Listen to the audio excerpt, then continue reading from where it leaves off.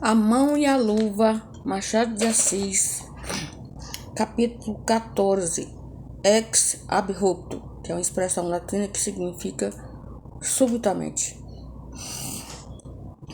Já o leitor ficou entendendo que a viagem a Cantagalo era obra quase exclusiva de Guiomar.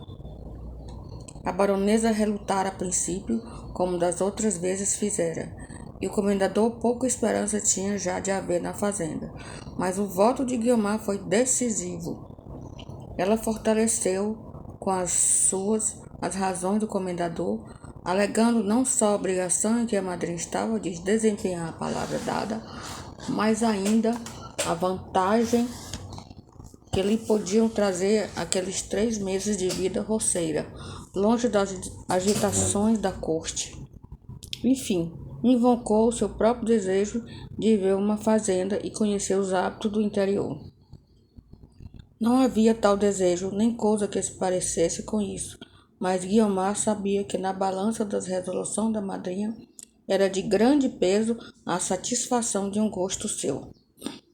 O sacrifício duraria 3 ou 4 meses. Ela afrontaria, porém, 10 ou 12, se tantos fossem necessários, para fugir algum tempo às pretensões de Jorge, sem embargo, de lhe repugnar todo o viver que não fosse a vida fastosa e agitada da corte. Eu, que sou o Plutarco desta dama ilustre, não deixarei de notar que, neste lance, havia nela um pouco de Alcibíades, aquele gemendo e delicioso homem de estado, aquele gamênio e delicioso homem de estado, a quem o despeito também deu forças um dia para suportar a frugalidade espartana. Infelizmente, Jorge reduziu todos esses cálculos a nada. Ela contava com seu demasiado apego aos regalos da corte. Não contava com as sugestões de Mrs. Oswald, que percebera o plano e torcera a primeira resolução de Jorge, que era ficar e esperar. O sacrifício da parte dele era compensado pela probabilidade da vitória, a qual não consistia só em haver por esposa uma moça bela e querida, mas ainda em tornar muito mais sumárias as partilhas do que a baronesa deixaria por sua morte a ambos. Esta consideração, que não era a principal, tinha ainda assim seu peso no espírito de Jorge, e sejamos justos, devia tê-lo. Possuir era o seu único ofício. Assim era que não só a moça deixava de obter um bem, mas caía de um mal em outro maior. Tê-lo ao pé de si, onde as distrações seriam menos prontas e variadas, equivalia a adoecer de fartio e morrer de inanição. Imagine-se, por isso, em que estado lhe ficou o espírito depois da declaração de Jorge. Não havia meio de fugir ao pretendente. Era preciso tragá-lo. Essa perspectiva abateu-lhe totalmente o ânimo. Uma confidente em tais situações é um presente do céu, mas Guiomar não a tinha. E se alguma pessoa lhe merecesse tal confiança, é certo ou quase certo que lhe não diria nada. Suas dores eram altivas, as tristezas de seu coração tinham pudor. Espíritos desta casta ignoram a consolação que há, nas horas de crise, em se repartirem um outro com outro. Triste, mas feliz ignorância que lhes poupa muita vez o contato de uma consciência aleivosa e ruim. No meio do longo refletir, soaram-lhe na memória as palavras de Luiz Alves. Ela ouvia-o de novo, tais quais ele as proferia. Desde a frase descortês até a expressão respeitosa. Uma era o comentário da outra, e ambas podiam explicar-lhe o caráter de Luiz Alves, se tivesse alguns elementos mais para conhecê-lo. Em todo caso, era a ponta do véu levantada. Embora se lhe não pudesse ler no fundo do espírito, via-se desde já qual era o seu método de ação. Qualquer outro homem, depois do efeito produzido pela primeira declaração, não se atreveria ou não lhe importaria tentar mais nada para desfazer o projeto da viagem. mas o espírito de Luiz Alves tinha a obstinação do dog. Era-lhe necessário que a família da baronesa não saísse da corte.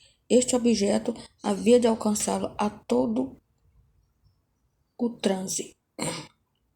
Ele espreitava as ocasiões, aproveitava as circunstâncias, tinha a habilidade de intercalar o pedido em qualquer retalho de conversação, onde menos apropriado pareceria a qualquer outro. Jorge aplaudia-o com as forças todas de que podia dispor o seu interesse. A baronesa opunha às sugestões do advogado a resistência mole e atada de quem deseja aquilo mesmo que recusa. O doutor é terrível, dizia ela. Em se lhe metendo uma coisa na cabeça, ninguém mais a tira daí. Justamente, é uma ideia fixa. Sem ideias fixas, não se faz nada bom neste mundo. Guiomar sustentava a resolução da madrinha, posto não o fizesse a miúdo, nem no mesmo tom seco e imperioso da primeira noite. Seu impulso era ser coerente. Ao mesmo tempo, não queria parecer aos olhos de Luiz Alves que ele aceitava o concurso para obter o que, aliás, desejava de todo o coração. Seria lavá-lo da primeira culpa. O argumento que mais influía no ânimo de todos, o que devera ser afastado a ideia de semelhante viagem, era o perigo de afrontar o cólera morbo que por aquele tempo percorria alguns pontos do interior. Um dia de manhã soube-se que em Cantagalo havia aparecido o terrível inimigo. Desta vez, Luiz Alves triunfou sem dizer palavra. A baronesa recuou diante daquele fato brutal. A viagem desfez-se depois, a contento de todos, salvo talvez de Mrs. Oswald, que receava muito da mocidade casadeira da corte e dos belos olhos castanhos de Guiomar.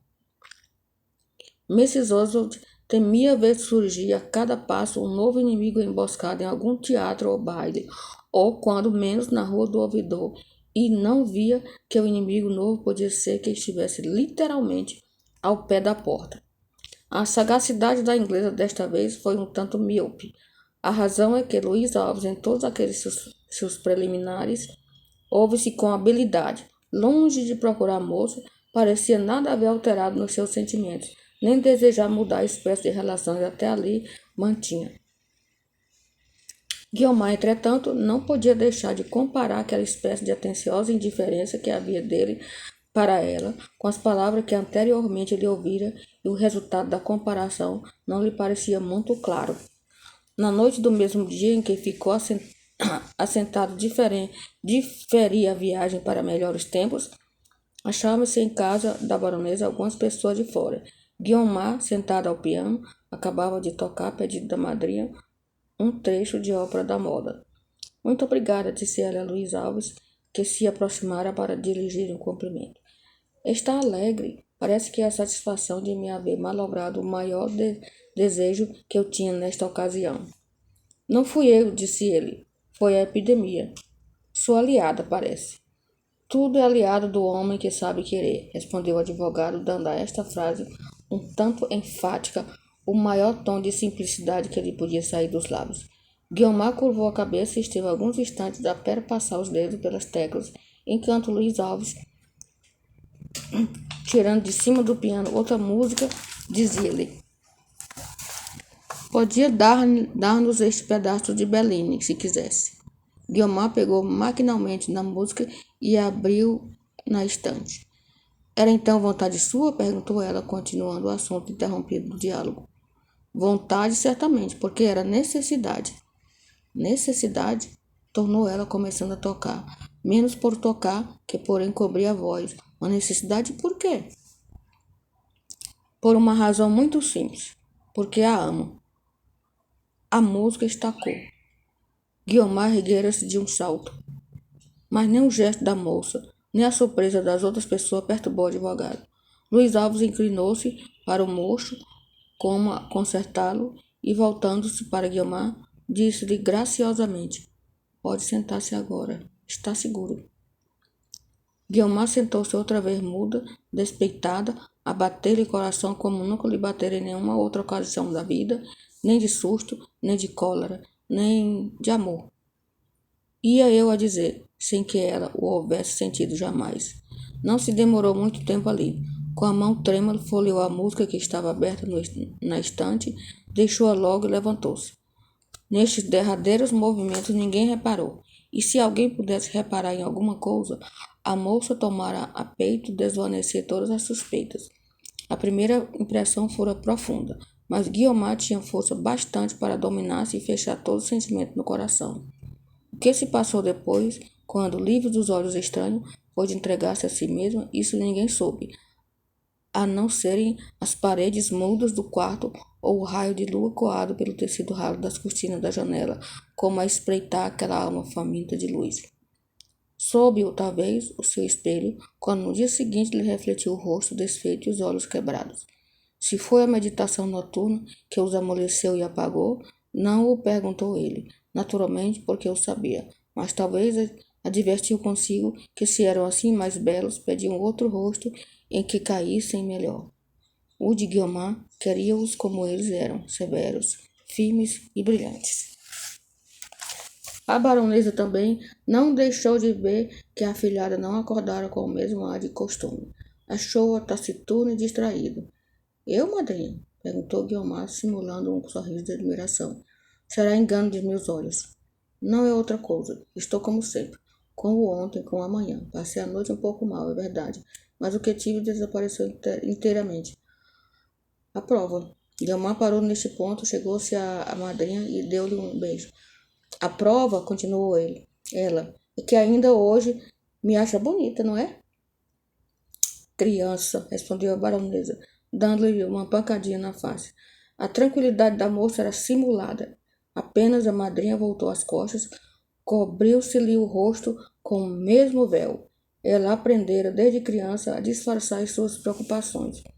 Quanto a Luiz Alves, pouco houvesse contato com seu método cruel e rupto, saiu dali sem plena certeza do resultado. Esta incerteza abalou mais do que ele supunha, e foi sem dúvida a primeira ocasião em que sentiu que a amava deveras, ainda que o seu amor fosse como ele mesmo, plácido e senhor de si. No dia seguinte, Estevão interrogou-o a respeito de Guiomar. Creio, disse ele depois de refletir algum instante, creio que por ora não deves perder as esperanças todas.